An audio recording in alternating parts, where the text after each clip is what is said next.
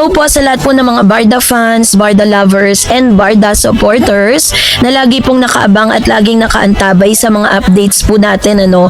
Dahil meron pong napakagandang news, no, napakagandang balita na inihatid ang GMA para kay Mr. David Licauco. Kasi po talaga namang ito po ay hindi inaasahan ng marami na talagang magaganap tong itong napakagandang news na ito. So yung ating pag-uusapan maya-maya lang.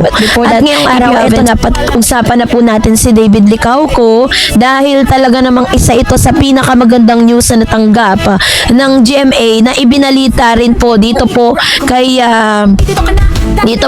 Mr. David Licauco, no, dahil first time in the history dahil if you remember, sa mundo kasi ng showbiz, isa sa pinakamahalaga or hindi mawawala ang intriga, lalo na kung ang mga binabalita, no, o dito po sa mundo ng telebisyon, hindi may kakaila na ang rating ang isa sa pinakamahalagang sukatan, no, sinasabing mahalagang sukatan ng tagumpay ng isang programa. Dito nasusukat kung gaano kalawak ang naaabot, no, ng isang palabas at kung gaano ito tinatangkilik ng masa at kung gaano kalakas ang hatak. Yun po yung lagi nating kung gaano kalakas ang hatak ng mga advertisers, no?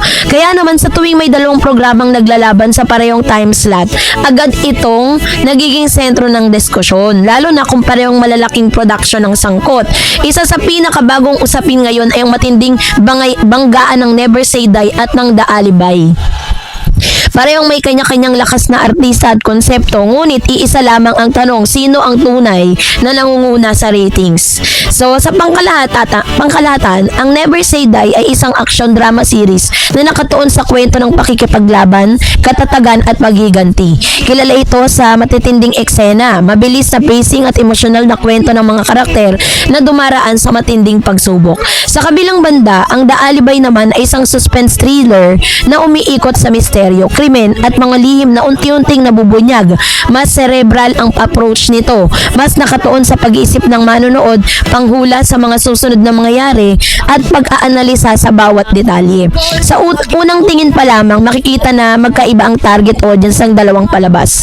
Ang Never Say Die ay parang sa mga mahilig sa action at drama, habang ang The Alibay ay para sa mga gusto ng mystery at suspense.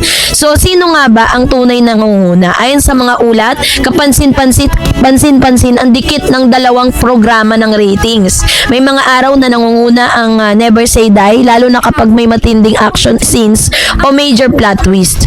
Ngunit may mga pagkakataon din na ang The Alibay ang umaangat, partikular na kapag may shocking revelation or unexpected twist.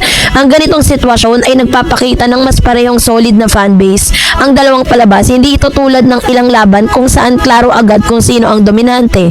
Sa kasong ito, halos pantay ang laban at nagkakatalo na lamang sa kung anong klaseng episode ang pinalalabas sa isang partikular na araw.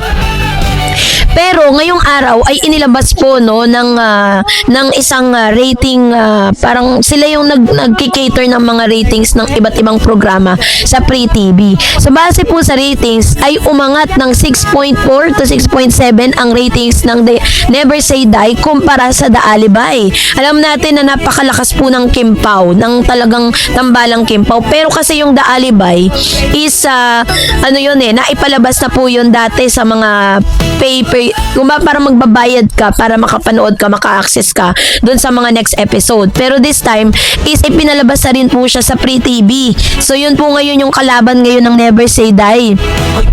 So dahil po doon, kung mapapansin mo ninyo, meron po mga balita na agad na tinanggal ang The Alibay sa slot na yon dahil natatalo sila ng Never Say Die. Ibig sabihin, pinatumba ng Never Say Die ng serye ni Mr. David Licauco and Jillian Ward yung nasabing napakalakas na programa ng ABS. Napatumba nila yon at ngayon ay pinalitan agad-agad ng time slot ni Gerald Anderson. Ang dami pong naging issue dyan. Bakit daw pinalitan yung time slot agad nang wala man lamang daw pasabi dun sa mga actors and actresses? Kahit po si Kim Chiu ay napaiyak dahil po dun sa pangyayari na yon.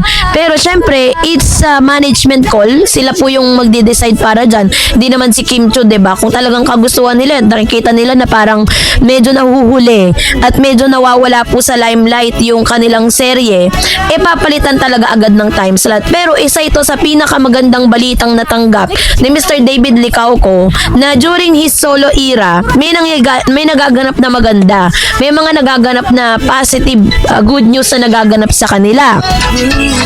Kaya naman this is really a good news for Mr. David Licauco, no, na kahit na talagang hindi naman niya kapiling si Miss Barbie Fortesa sa nasabing serye, ay buong-buo pa rin ang suportang binibigay sa kanya ng kanyang mga followers, ng kanyang mga supporters through collaboration of Miss Jillian Ward. So, dito kasi matapos kasing sabihin ni Jillian na hindi sila love team doon ni David, parang natauhan na rin yung mga fans yung mga supporters si David na parang nilalaban lang ni David talaga yung kanyang career.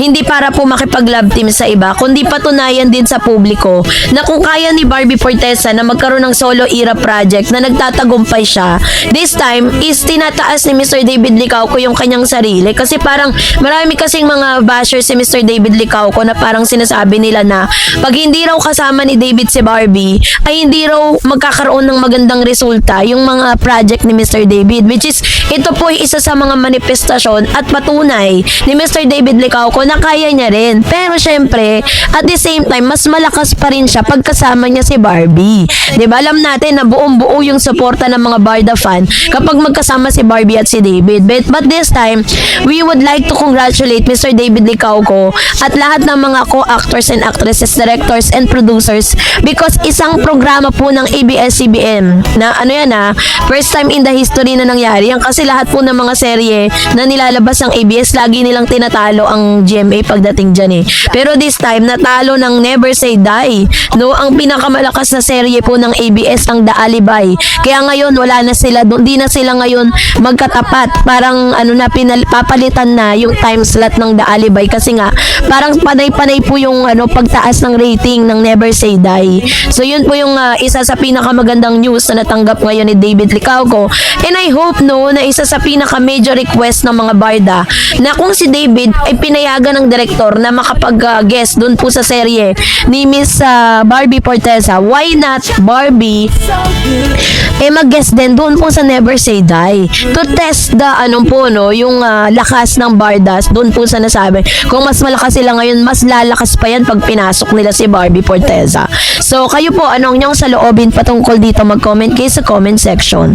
And that's it for today. For more videos and updates, please don't forget to like and subscribe, and please don't forget to follow my Facebook page, Dara Eds TV and Dara Eds Channel. God bless everyone!